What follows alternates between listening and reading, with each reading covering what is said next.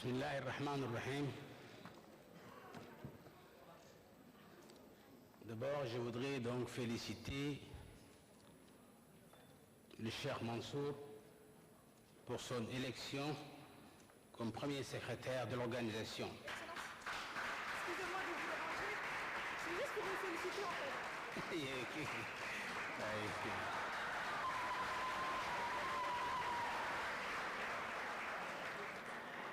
Mesdames et messieurs les ministres,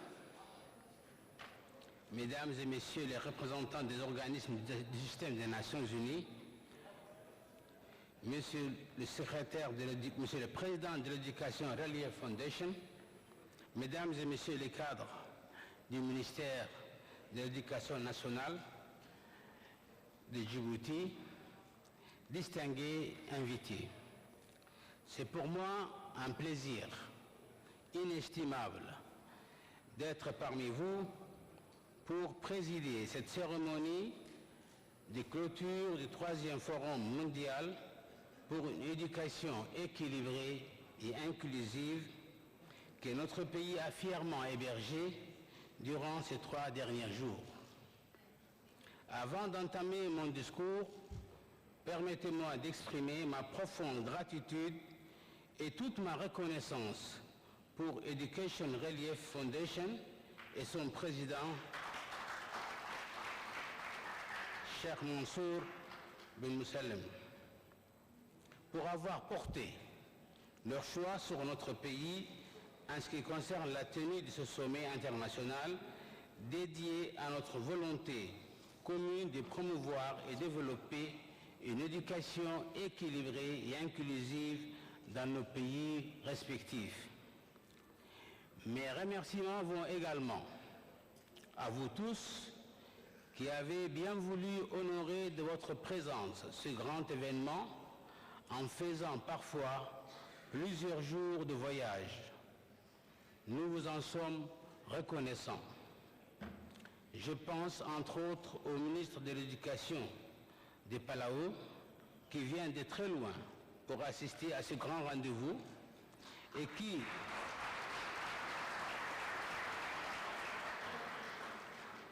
par la même occasion devient le premier citoyen de la République de Palau à fouler le sol djiboutien.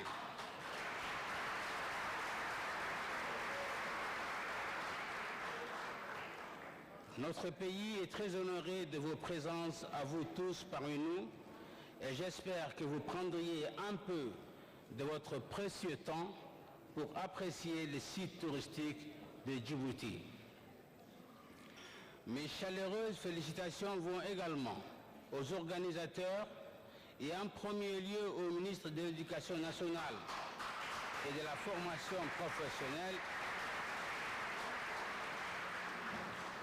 pour avoir réussi avec succès le 3e Forum Balanced and Inclusive Education 2020.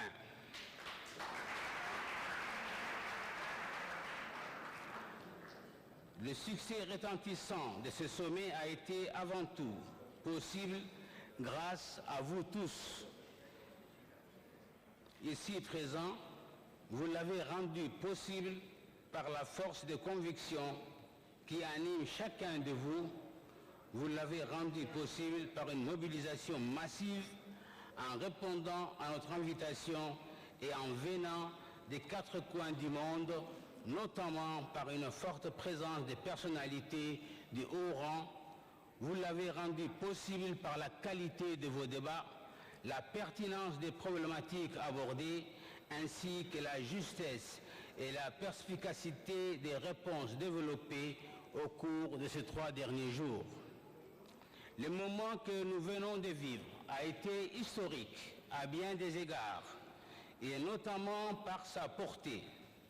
En procédant à la signature de la Déclaration universelle de l'éducation équilibrée et inclusive, dite Déclaration de Djibouti, ainsi que la Charte de coopération de l'éducation, vous avez ouvert la voie pour une nouvelle ère de coopération internationale en matière d'éducation.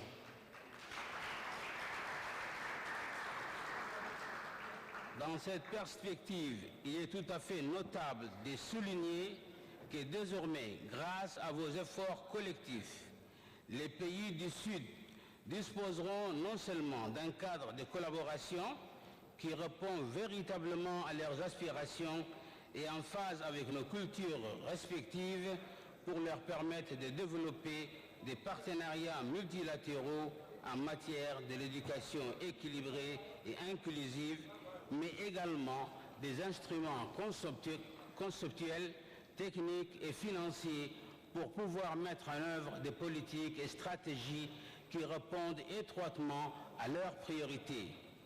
Il s'agit indéniablement de traduire dans les faits l'aspiration collective de nos sociétés à s'assurer une éducation de qualité, véritablement équitable et accessible pour tous.